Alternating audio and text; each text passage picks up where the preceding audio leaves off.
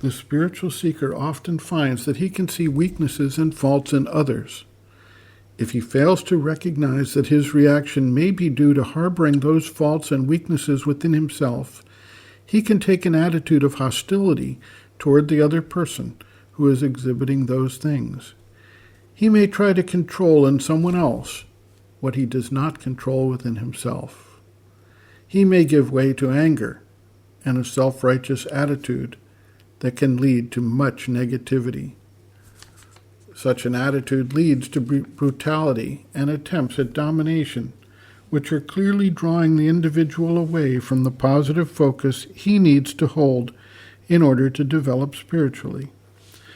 Instead of the understanding of oneness, which brings feelings of empathy and compassion when others are clearly caught up in various circumstances or weaknesses, such an individual may become highly judgmental, and, if he has a certain amount of external power, he can ostracize, imprison, torture, or kill, all in the name of upholding his spiritual values, while he moves ever farther away from spiritual realization.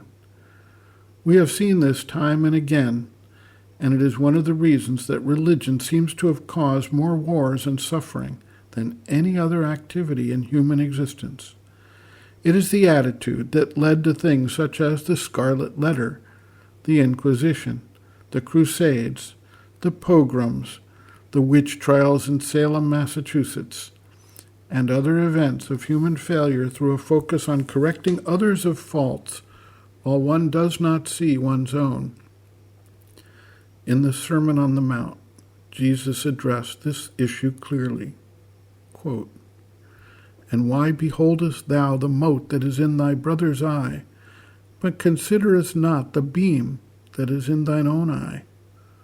Or how wilt thou say to thy brother, Let me pull out the mote out of thine eye, and behold, a beam is in thine own eye?" End quote. Once again, we are left with the solution that one should focus one's energy and attention on the positive spiritual growth and practice within oneself, and not be involved in judging, condemning, and sanctioning others for failure to abide by one's own sense of right and wrong, which in many cases is used to hide from oneself the similar issues one has. We can see oftentimes that those who are most vehement on a particular issue seem to have a resonance to that issue that they cannot face or overcome, so they externalize it and try to show their adherence and purity by suppressing it in others. Sri Aurobindo notes, quote, "Do not dwell much on the defects of others. It is not helpful. Keep always quiet and peace in the attitude. Only those who can sympathize can help. Surely also one should be able to see the faults of others without hatred.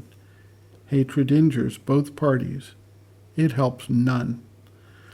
There is no harm in seeing and observing if it is done with sympathy and impartiality.